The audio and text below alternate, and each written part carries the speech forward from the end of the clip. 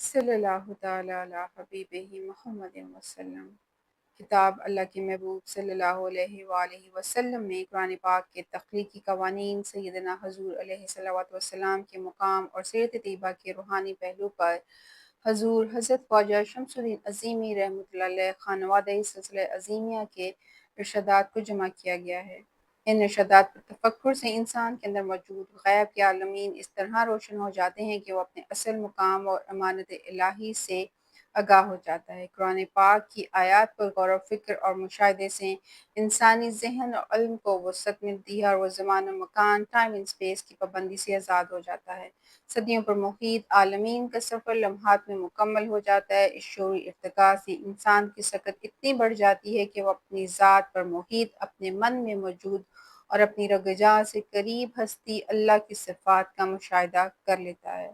اور بے شک سیدنا حضور علیہ الصلوۃ والسلام کی نسبت ذات اکبر اللہ سبحانہ تعالیٰ سے قائم ہو جاتی ہے، ایک مرشد روحانی استاد کی رہنمائی میں۔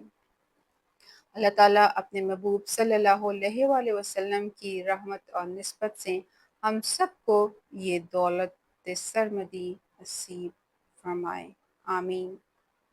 اللہ تعالیٰ قرآن پاک میں فرماتے ہیں، اللہ نور السماوات والارض، اللہ نور ہیں آسمان اور زمین کا۔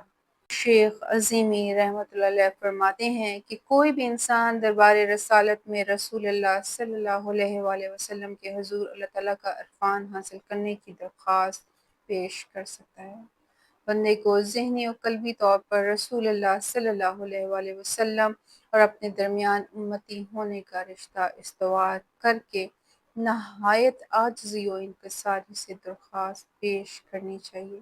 اللہ تعالیٰ کے اسماء مقدسہ اور سیدنا حضور علیہ الصلوۃ والسلام کے وسیلے اور واسطے سے کی گئی یہ درخواست قبول کر لی جاتی ہے۔ صلی اللہ تعالی علی حبیبہ محمد وسلم، صلی اللہ تعالی علی حبیبہ محمد وسلم، صلی اللہ تعالی علی حبیبہ محمد وسلم۔ سیدنا حضور علیہ الصلوۃ والسلام رحمۃ للعالمین ہے۔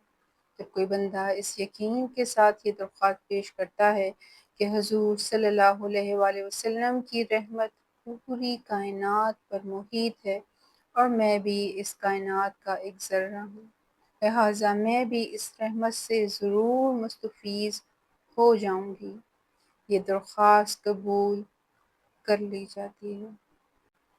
صلی اللہ تعالی علی حبیبہ محمد وسلم، صلی اللہ تعالی علی حبیبہ محمد وسلم، صلی اللہ تعالی علی حبیبہ محمد وسلم۔